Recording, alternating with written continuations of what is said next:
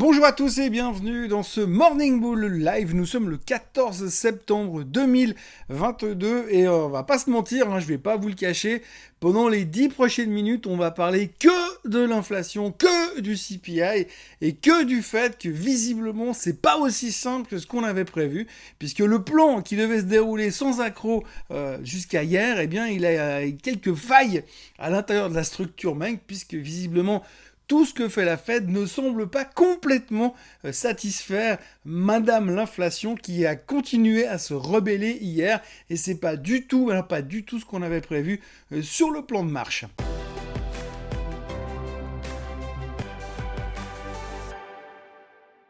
Donc si on se fait un espèce de rewind dans le passé, eh bien hier matin on était plutôt serein, on avait plutôt l'impression qu'on avait bien compris le concept de l'inflation, qu'on avait bien compris comment est-ce que la Fed pouvait intervenir là-dedans et qu'on avait bien compris que ça fonctionnait.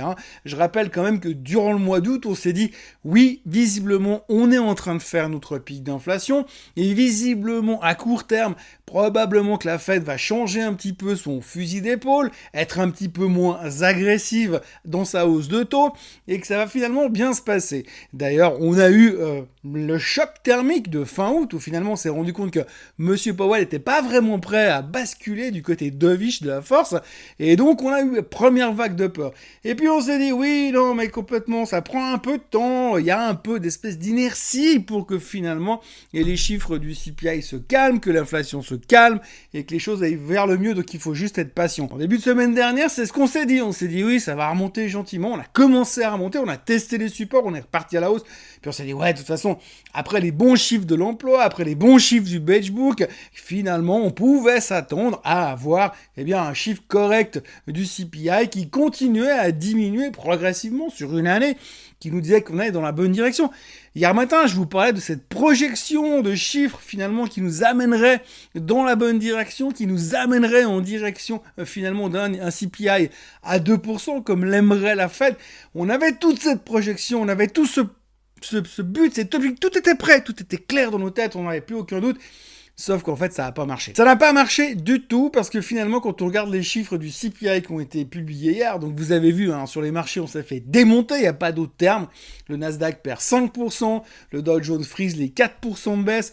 Et puis alors, si vous regardez surtout Amazon, Apple, Google, Microsoft, Tesla, si vous les mettez tous dans le même panier, c'est 500 milliards de capitalisation boursière qui ont été nettoyés hier soir du marché. Donc autant vous dire que tout ce qui est thématique de croissance, tout ce qui est thématique technologique, c'est paf à la casse et les marchés se sont fait littéralement exploser. Les Européens s'en sortent un petit peu moins mal parce que finalement le CPI allemand était parfaitement dans les attentes, ce qui n'est pas du tout le cas du CPI américain. Oui, parce que hier matin, souvenez-vous, on parlait de ces fameux 8,1%. On s'attendait à 8,1% d'inflation sur une année. C'est pas terrible, mais ça diminue gentiment, ça diminuait gentiment. Alors ça a effectivement diminué, sauf que c'est sorti à 8,3. Et 8,3, c'est au-dessus des attentes. C'est moins que le mois dernier, mais c'est au-dessus des attentes. Et ça, on n'a pas aimé. Et puis après, sur un mois, on voit que le CPI a augmenté de 0,1%. C'est pas grand-chose, d'accord. Mais si on regarde la photo globale, tout augmente. Si on regarde les détails de tout a augmenté. Les loyers sont en train de nous péter la figure. La bouffe explose. 40% d'augmentation sur le prix des œufs, par exemple. La bouffe au restaurant a explosé. 10% de plus sur une année pour aller au restaurant. La bouffe à emporter a explosé également. 10% de plus sur une année. Donc tout ça a augmenté. La seule chose qui a baissé, c'est le pétrole. Et encore, quand on dit que le pétrole a baissé, si on regarde sur plusieurs mois, franchement, je rappelle quand même qu'il y a 2 ans en arrière, le pétrole était en négatif. Donc c'est pas que, franchement, ça a baissé. Donc globalement, l'inflation a monté sur ces dernières semaines, et donc ça veut dire que finalement, cette hausse des taux massive dans laquelle la Fed s'est embarquée depuis quelques mois semble ne pas vraiment faire l'effet escompté qu'on attendait. Alors ça va certainement faire de l'effet. J'avais déjà expliqué cette théorie du paquebot. Quand vous avez un paquebot qui rentre dans un port, il ralentit avant, il y a une inertie qui se met en place, ça ne marche pas du premier coup. Il faut anticiper. La Fed anticipe, et à un moment donné, il va y avoir cette bascule, et ça devrait s'améliorer. Le problème, c'est qu'à force de monter les taux pour freiner l'inflation, de l'autre côté, on risque d'entamer une récession. Et ça, c'est un petit peu la chose qui faisait peur au marché hier, puisqu'on est quand même revenu sur la thématique de la récession. Et si on rentrait en récession? Et si la récession était énorme? Eh bien, forcément, les gens ont très très peur. et c'est ce qui a provoqué ce sell-off massif sur les marchés. Il y a aussi des rumeurs comme quoi il y avait des gars qui avaient pris des gros paris sur des options call pour jouer la hausse avec une bonne nouvelle du CPI, et quand ils ont dû dégager les positions, bah forcément il n'y a plus rien pour absorber le marché, parce que vu la nouvelle d'hier, personne avait envie d'acheter, en tout cas pas momentanément. Donc voilà, on en est là, tout augmente. L'inflation n'est pas encore maîtrisée, de loin pas. Et ceux qui avaient encore un doute raisonnable, comme quoi peut-être, éventuellement, peut-être la semaine prochaine, la Fed pourrait être plus cool dans son discours, là, faut oublier. Hein. Les 75 basis points de hausse la semaine prochaine, c'est une certitude. Il y a même Nomura qui a commencé à parler de 100 BP. Hein. 100 BP de hausse, 1% de hausse directement sur les taux directeurs, c'est ce que certains commencent à aborder. 40% du marché parierait sur une hausse de 1% dès la semaine prochaine. Quand vous regardez le rendement du 2 ans, comment il a bougé hier, ça veut vraiment dire qu'on anticipe vraiment une hausse encore plus forte et qu'il faut quand même calculer que d'ici, allez, fin octobre, on devrait être largement en dessus de 4% sur les taux directeurs aux États-Unis.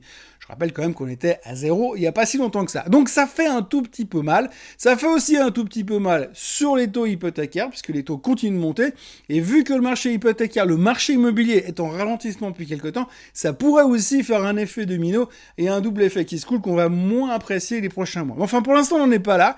Ce qu'il faut retenir aujourd'hui, c'est que l'inflation n'est pas encore maîtrisée, que de l'autre côté, et on a quand même de plus en plus de risques de récession, peu importe comment on veut bien définir la récession aux États-Unis, puisque vous le savez, on en a déjà largement parlé, on a interprété des définitions pour dire non, mais pour l'instant on n'est pas en récession. Alors pour l'instant on n'est pas en récession, admettons, mais avec ce qu'on se prépare, ça risque d'être compliqué. Donc l'avenir est plutôt nuageux, voire orageux. On sait que la semaine prochaine, on va dans une nouvelle hausse des taux très importante, avec un discours qui devrait clairement, mais alors clairement, rester au quiche pour le moment. Alors hier, sur la vidéo d'hier, justement, on m'a posé une question concernant le hawkish et le dovish. Alors, j'ai répondu sur la vidéo d'hier, mais je vous le dis en live, en gros, qu'est-ce que ça veut dire hawkish et qu'est-ce que ça veut dire dovish? Je sais que je parle beaucoup de ça, j'en ai déjà parlé dans des vidéos par le passé, mais peu importe ce qu'il veut dire aujourd'hui. Quand on dit hawkish, ça veut dire que vous avez une Fed qui est en train de resserrer sa politique monétaire et qui veut ralentir finalement l'économie pour éviter l'inflation. Et quand on parle de dovish, eh bien c'est l'opposé, et l'opposé ça veut dire que c'est une Fed qui est plutôt accommodante, qui a tendance à baisser les taux, qui est là pour essayer de dynamiser l'économie. Alors la dovish ça veut dire colombe, c'est représenté par une colombe aux États-Unis, et hawkish, le faucon, un peu plus agressif. Donc en gros, quand on parle de hawkish, eh bien nous aujourd'hui dans les marchés financiers, quand on est hawkish, on n'aime pas trop pour les actions, c'est pas très positif parce que ça veut dire plutôt une direction de la hausse des taux. En revanche, quand on dit que M. Powell est dovish, ça veut dire qu'il est plutôt détendu face à l'économie, plutôt notre ami, plutôt en train de nous soutenir, et c'est pas vraiment le cas aujourd'hui. Donc voilà, aujourd'hui on se retrouve où? On se retrouve de nouveau sur les supports. Donc souvenez-vous, il y a une semaine en arrière, à peu près mardi dernier, on avait testé les supports sur le S&P 500, on avait cassé momentanément et sur intraday les 3900, cassé puis rebondi et clôturé en dessus, donc on avait tenu les supports. Aujourd'hui, on est encore en dessus des 3900, donc il y a encore un peu d'espoir de tenir. D'ailleurs, ce matin, les futurs sont en hausse, on tente le rebond. Allez, peut-être que c'est simplement un nettoyage de positions qui ont mis le marché à mal, mais en tous les cas, on sent qu'on est de nouveau un peu plus stressé, et surtout, on voit clairement que pour l'instant, eh bien, l'inflation, oui, on va gagner le combat contre l'inflation, mais ça va prendre du temps. Et pour mémoire, eh bien jamais depuis 1980, la Fed n'avait monté les taux de 100 BP. On n'y est pas encore, mais la dernière fois qu'ils ont fait ça, c'était dans les années 80.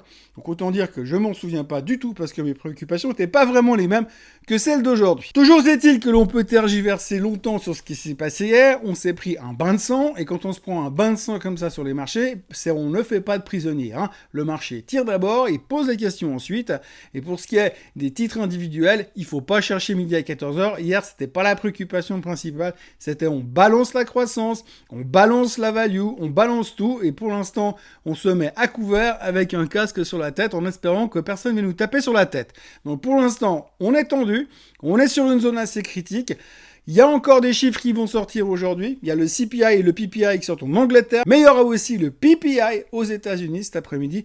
Donc je rappelle que le PPI, c'est le Producer Price Index, hein, donc c'est les prix à la production, ce qui veut dire que si le PPI aux États-Unis remonte, ça veut dire qu'il y a un effet boule de neige pour le mois prochain sur le CPI qui sera pas forcément une bonne nouvelle, donc il y a encore un petit peu de méfiance à avoir. Pour l'instant, on a l'air de vouloir dire, bon bah, c'est facile, hein, on est revenu sur les 3900, on achète sur faiblesse et on joue le prochain mouvement à la hausse. Sauf que pour l'instant, eh bien, il y a quand même pas mal, on va dire, une partie du marché qui est en train de se poser des questions pour voir si vraiment, finalement, la Fed est capable d'enrayer cette inflation. Et ça, si on commence à trop se poser de questions, et on commence à avoir des ralentissements sur le côté récession, sur le côté économie globale, je sais pas, les jobs, par exemple l'emploi, admettons que l'emploi baisse sur les chiffres du mois de septembre, je suis pas sûr que le marché va super bien prendre la nouvelle. Donc méfiance quand même, on est sur une zone critique. Pour l'instant, on ne fait plus de micro, on ne fait plus de macro, on n'a même pas parlé de la thématique de l'énergie hier parce que le seul et unique sujet de la séance d'hier, et probablement encore de celle d'aujourd'hui, c'est l'inflation, c'est le CPI, qui n'est pas encore complètement maîtrisé. Voilà, merci d'avoir été avec moi encore une fois aujourd'hui. Merci d'être chaque jour un tout petit peu plus nombreux à être connectés, à vous abonner à cette chaîne Suisse Côte Suisse. On approche gentiment des 22 500. Merci à tous d'être aussi fidèles et aussi agréables, on va dire, sur les commentaires en général et sur les échanges que je peux avoir avec certains d'entre vous. Je vous encourage à vous abonner si ce n'est pas encore fait, à liker cette vidéo et puis surtout revenez demain parce que même si demain c'est le jeûne fédéral et que c'est fermé partout en Suisse, eh bien moi je serai quand même là pour faire le point sur les marchés financiers qui nous tiennent à cœur. Je vous souhaite une excellente journée et je vous vois demain matin. Bye bye.